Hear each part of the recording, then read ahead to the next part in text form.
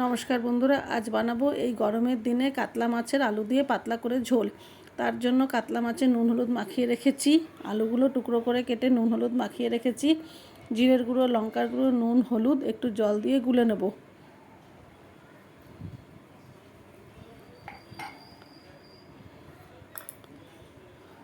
Tomato, কাঁচা লঙ্কাটা কেটে রেখেছি। কড়াইতে সর্ষের তেল গরম করে মাছগুলো ভালো করে ভেজে নেব।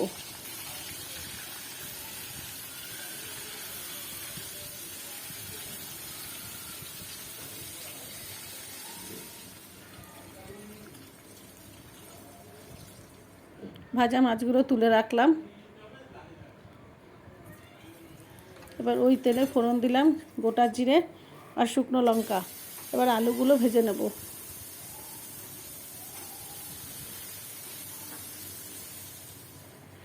টমেটো আর কাঁচা লঙ্কাটাও দিয়ে দিলাম।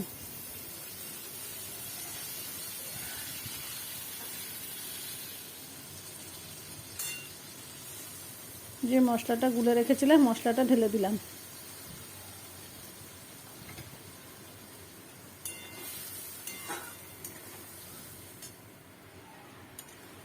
মশলাটা ভালো করে কষিয়ে নেব।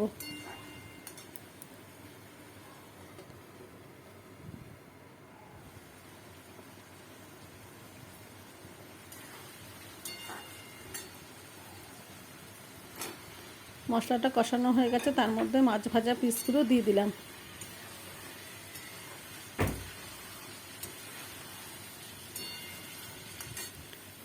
একটা বাটিতে আগে থেকে একটু গরম জল করে রেখেছি। এবার গরম জলটা ঢেলে দেবো।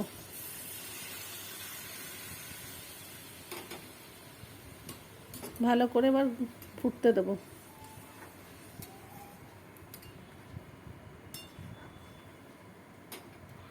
এবার চাপা দিয়ে দেবো, মাছের ঝোলটা ভালো করে ফুটবে।